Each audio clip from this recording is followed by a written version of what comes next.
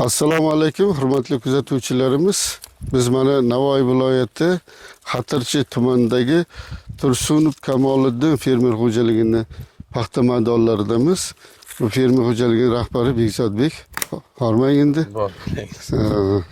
Xirmonga baraka. O'zingizga baraka. Salomat bo'ling. Mana Ismoil akam Petrechim Agroni vakili Xatirchidagi. Bekzodbek endi 25-yil mavsumida Xudo xolasa Petrechim Agroni mahsulotlarini olib birga ishlashlikka harakat qildik. Ja endi haligi 100% demasak ham dasturimiz bo'yicha oxirigacha bormagan bo'lsak ham, lekin qaysidir imkoniyat darajasida yer holatidan kelib chiqib ishlashga harakat qildik. Avvalo mana ko'rib turgan paxta maydonimiz bu S01 navi. Mana bu joyga mahsulotlarimizdan avvalo organikdan ishlatib bordik mavsum davomida. Keyin 05234 MPK mapimizdan ishlatdik. Defalantni ishlatdik, elektrofoizligini VAT fonni ishlatdik. Zarar kunandagachi? Zarar kunandaga to'liq ana Velicho oldingisi ham Vyas bilan u bilan ishlab borildi. Bir marta o'rgamchikanaga ishladik. U Akaradovmi? Shu Akaradov bo'lishi kerak. Akaradov 72%lik. Umuman olganda mana Xudo xolasa Bekzodbek yangilik bilan ishlashga intilib boryapmiz. To'g'rimi?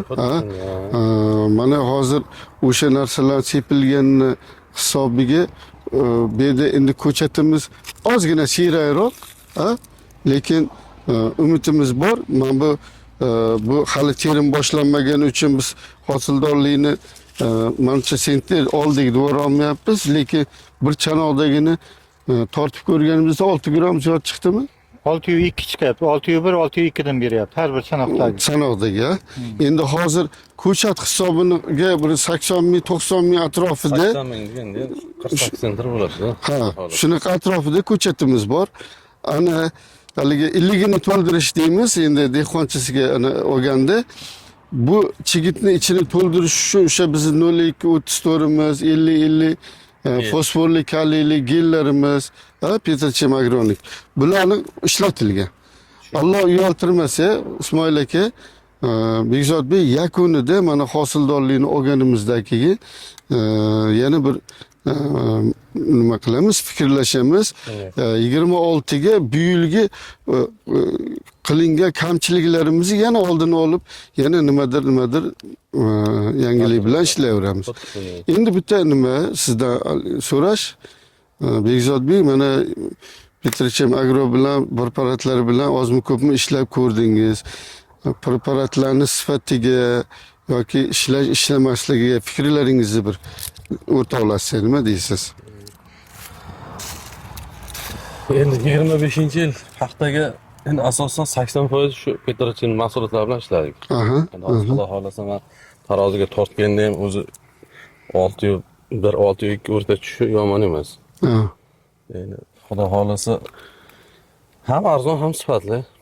O'z vaqtida xo'llasa kutgan natijani berar ekan. Rahmat. Hozir ham men paxtaning ko'rinishidan ham o'zi ma'lum, endi aytganingizdek terimdan keyin yana bir aniqroq bo'ladi-da. Beramiz Xudo xolasa. Endi maqsadimiz bitta. Shu fermerga chin dildan Alloh bildirganicha biz maslahatimizni berib borsaydik, ham iqtisod varianti Ismoil aka. Birinchi navbatda iqtisod varianti. Mana bu yilga 26 ga Xudo xolasa ko'chat sonini biz ko'paytirishga rejalashtiryapmiz. Shunaqami Bekzodbek?